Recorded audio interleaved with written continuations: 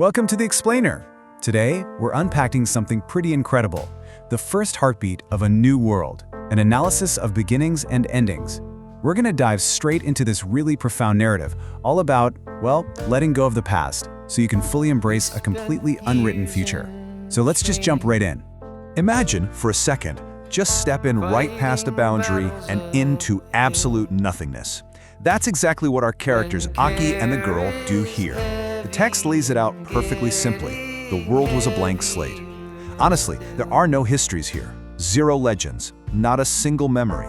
And what the author is signaling right off the bat is that the true beauty of this new place, it comes entirely from its emptiness. I mean, think about it. No one has even named the clouds yet. Nobody's written songs about the sea or made up fairy tales about the stars. It instantly sets this tone of absolute purity and endless potential that just completely hooks you. And this sets up such a brilliant contrast. It's a really deliberate choice by the author. See, the old world, the one burdened by all that history, doesn't just destruct or burn away. Nope.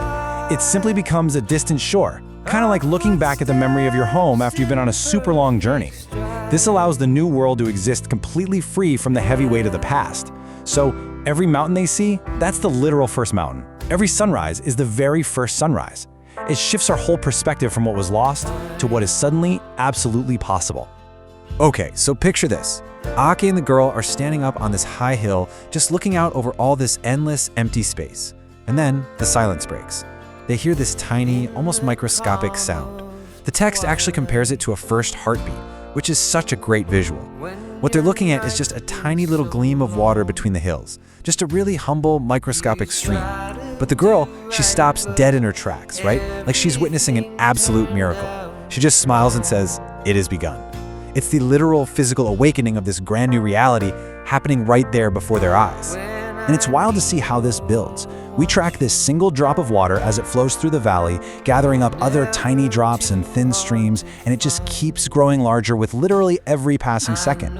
Watching this happen, Aki gets hit with this massive realization. He suddenly understands that even the grandest, most ancient oceans from the old world, the ones packed with infinite history, well, they all started exactly like this, just one humble drop of water. It's honestly a super powerful reminder for us too. Every massive, overwhelming thing we tackle in life, it always starts with just one quiet, barely noticeable step. Now, the narrative pulls a really sharp shift here. Meanwhile, back in the old world, specifically inside the Earth's memory library, we have a character named Sora. She's watching the birth of this new world right alongside the ancient ocean. But here's the catch. They aren't looking through some magical crystal ball of history.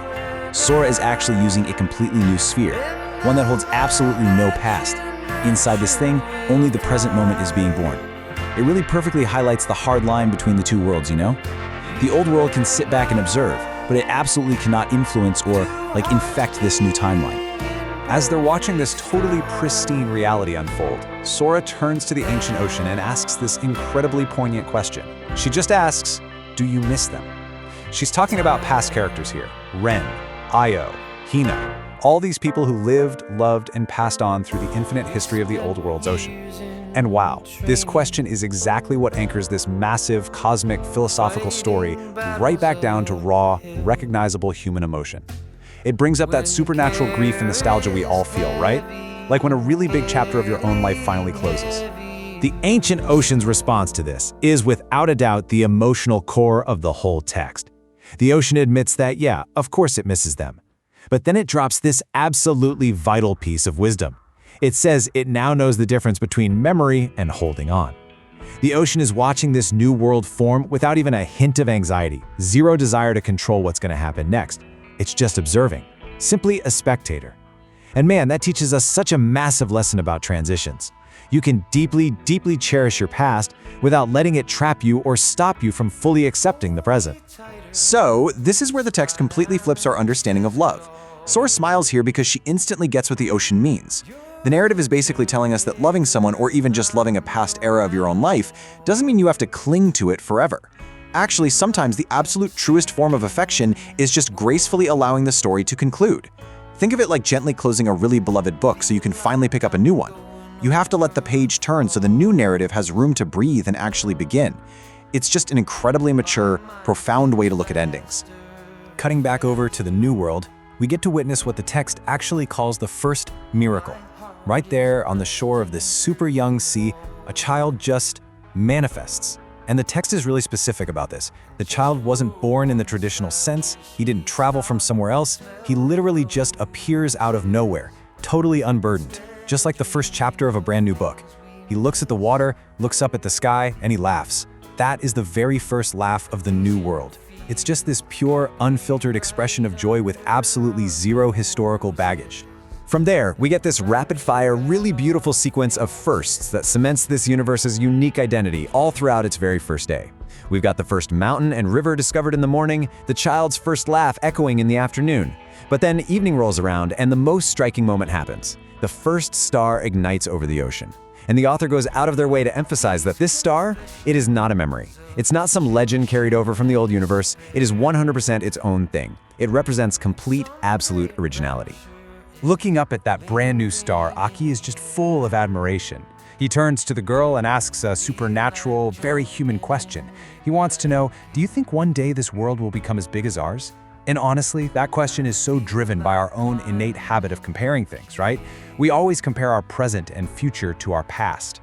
We always want to know if whatever comes next is going to measure up to what we just left behind.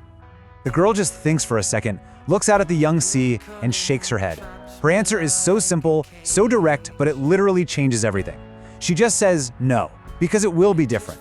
She completely refuses to put the heavy expectations of the old world onto the shoulders of this new one.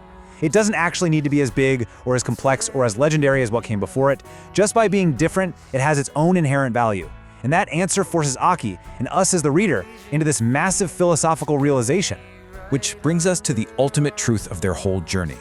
The future is not obligated to repeat the past. Let me say that again. The future is not obligated to repeat the past. It can become something entirely, completely new. It totally breaks free from the endless loop of history. And think about how relevant that is to our own lives. We so often feel doomed to repeat old mistakes or just follow these pre-written scripts. But this story is practically shouting that the blank slate is real. You are absolutely not bound by the chapters that were written before you even got here. As the chapter starts winding down, we get this gorgeous juxtaposition. The old ocean of Earth is watching from across countless seas of memory. But, and this is key, it's not watching like some strict overseer or guardian. It's watching like an old storyteller who finally gets to just sit back, relax, and hear a brand new tale. Meanwhile, right under the very first sunset of a new universe, the young ocean makes its very first wave.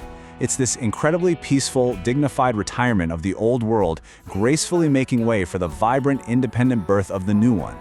And that brings us right to the final words of the chapter, and really, the end of our explainer today. When the last page ends, the book doesn't die. It becomes a part of the one who read it. It's the end of one great saga, sure, but it's the beginning of an infinite number of others. I want to leave you with a thought to chew on. Think about the stories you've read, the personal histories you've lived through, and those chapters of your own life that have officially closed. How are you carrying them forward? Are you letting them hold you back? Or are you letting them become a part of you as you boldly step into your own completely unwritten future? Thanks so much for exploring this with me today, and I'll catch you in the next explainer.